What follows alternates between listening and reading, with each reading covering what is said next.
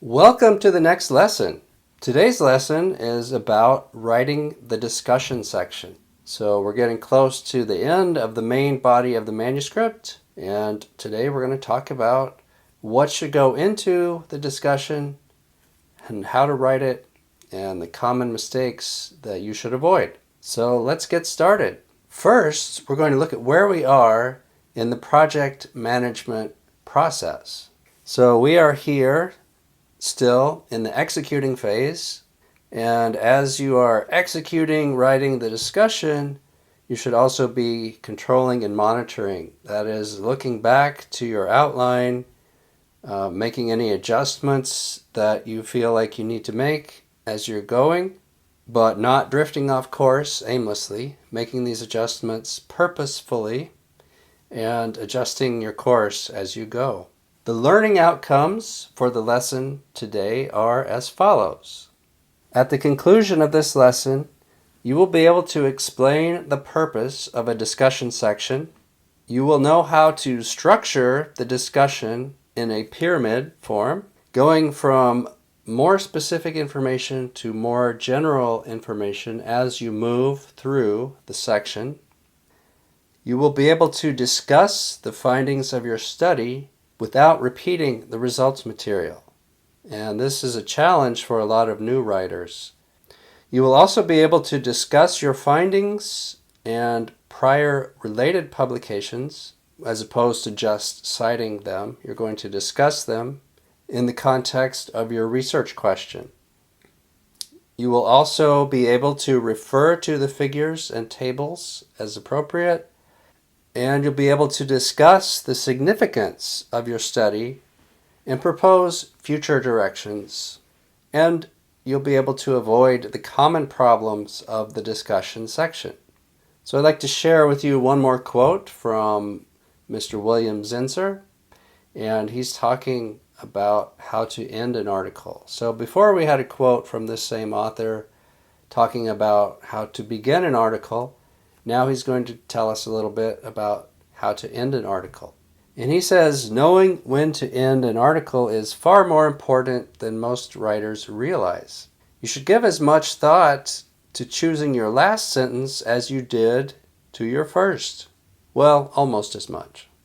So let's translate this quote into scientific writing. I told you that you should put a lot of thought and effort into the introduction section, which is true. I still believe that. But you should also put about as much thought into the discussion section. So this is a really important section for your readers because this is where you're going to synthesize your findings from results into knowledge. So you're going to go from data to results to knowledge, and that happens in the discussion section.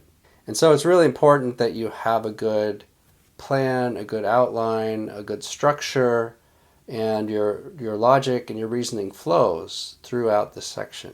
Also, that last paragraph of the discussion can be a really powerful paragraph. So make sure that you write a conclusions paragraph that's going to end the article with some excitement. So the readers are agreeing with you. They're saying, yes, that is the future direction that this research needs to go.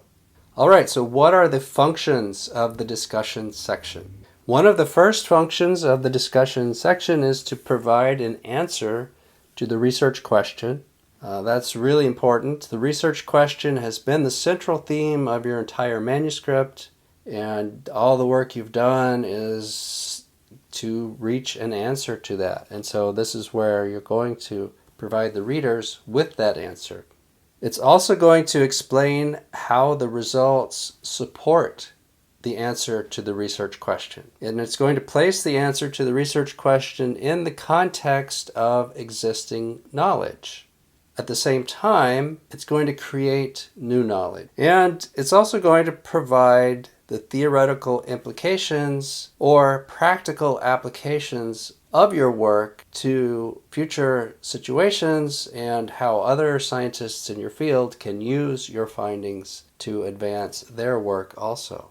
Now let's get into a little bit of the writing details. As you write the discussion section, you're going to be talking about, in some cases, the results that you found. In some cases, you'll be talking about results that other scientists found previously that are already published. And in some cases, you'll be talking about future directions. So you're going to have different verb tenses in this section. So one of the common mistakes that people make in the discussion section and in the results section is to discuss the results of the current study in the present tense. When you're talking about your own results that you generated during this study, most of the time you're going to be talking about them in the past tense. The only time you would talk about them in the present tense is similar to what we talked about in the results lesson, and that would be when your discovery can be applied to all situations. And that's not very common. Most of the time you're going to be discussing your results in the past tense because this is what you did find in the past before you wrote this paper. Now, when you talk about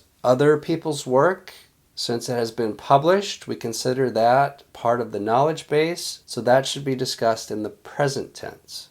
When you get into the final paragraph, or any time in the section when you're talking about future work, then you can use the future tense for the verbs in those sentences. So how long is your discussion section going to be? Now, at the beginning of the course, I gave you an assignment where I wanted you to go out and survey the literature in your field and get some baseline information about how long these sections typically are. So think back to what you found there. What's normal for your field, or what's the range that is expected? Also, keep in mind that the discussion should be no more than 1/3 of the body of the manuscript.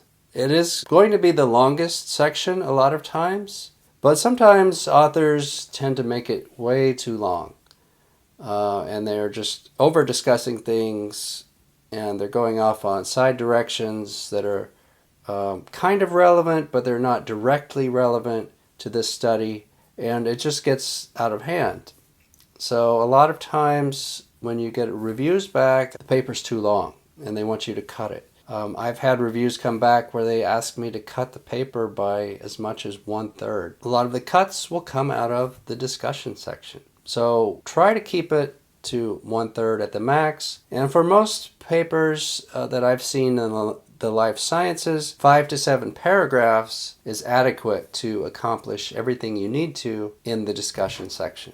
So as you're putting together the discussion, what are the components that you're going to have there? Let's take a look at that. One of the key components or the key elements is going to be the main take-home message, which is the answer to the research question. And that's going to be in the first paragraph of the discussion. You're also going to have comparison and contrast to previous studies.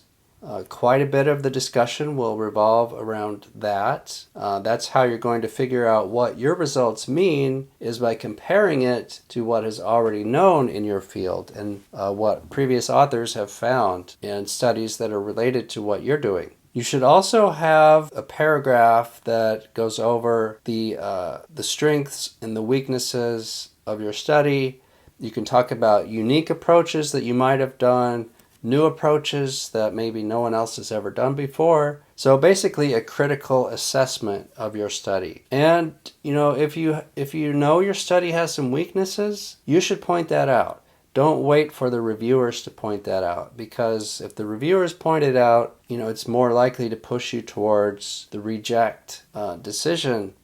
But if you can get in front of it and say, we recognize that our study has these weaknesses, but we had to design it in this way because of XYZ, then the reviewers might be a bit more forgiving and understanding that there are these weaknesses. So you just can't make a perfect study.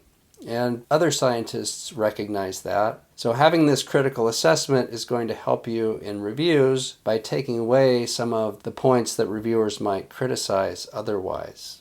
You're also going to have a section with conclusions, significance, and future directions. And we'll get into some more details about that last paragraph later in this lesson.